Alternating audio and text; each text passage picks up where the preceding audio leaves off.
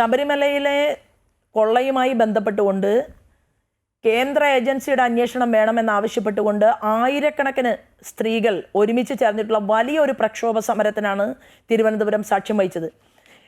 ദൗർഭാഗ്യമെന്ന് പറയട്ടെ, പല രീതിയിലും ആ വാർത്തയെ തമസ്കരിക്കാൻ വേണ്ടിയിട്ടുള്ള ഒരു ഭഗീരഥ പ്രയത്നം അതുണ്ടായി.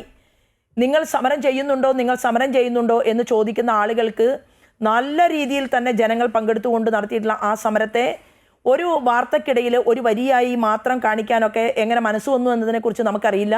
പക്ഷേ ഞങ്ങൾ സമരരംഗത്ത് നിന്ന് പിന്നോട്ടില്ല എന്നുള്ളതാണ്. അത് വാർത്ത എത്ര വരുന്നു അല്ലെങ്കിൽ വരുന്നില്ലയോ എന്നുള്ളതല്ല വിഷയം. ഞങ്ങൾ പൊതുസമൂഹത്തിൻ്റെ മുന്നിൽ ഈ വിഷയവുമായി ബന്ധപ്പെട്ടുകൊണ്ട് ഉണ്ടാകും. 51 മഹാക്ഷേത്രങ്ങളിലെ ഇന്ന് വരെ കിട്ടിയിട്ടുള്ള കാണിക്കയും വിഹിതങ്ങളും അത് രേഖകളിലുണ്ടോ, സൂക്ഷിച്ചിട്ടുണ്ടോ, അത് അവിടെ തന്നെ ഉണ്ടോ എന്നതിനെക്കുറിച്ച് കേന്ദ്ര ഏജൻസിയുടെ അന്വേഷണത്തിലൂടെ പുറത്തു വരണം എന്ന് തന്നെയാണ് ഭാരതീയ ജനതാ പാർട്ടി ആവശ്യപ്പെടുന്നത്. ഇന്നും നാളെയുമായിട്ട് നടക്കുന്ന രാപ്പകൽ സമരം എന്ന് പറയുന്നത് അതിശക്തമായിട്ടുള്ള പ്രതിരോധ സമരമാണ്.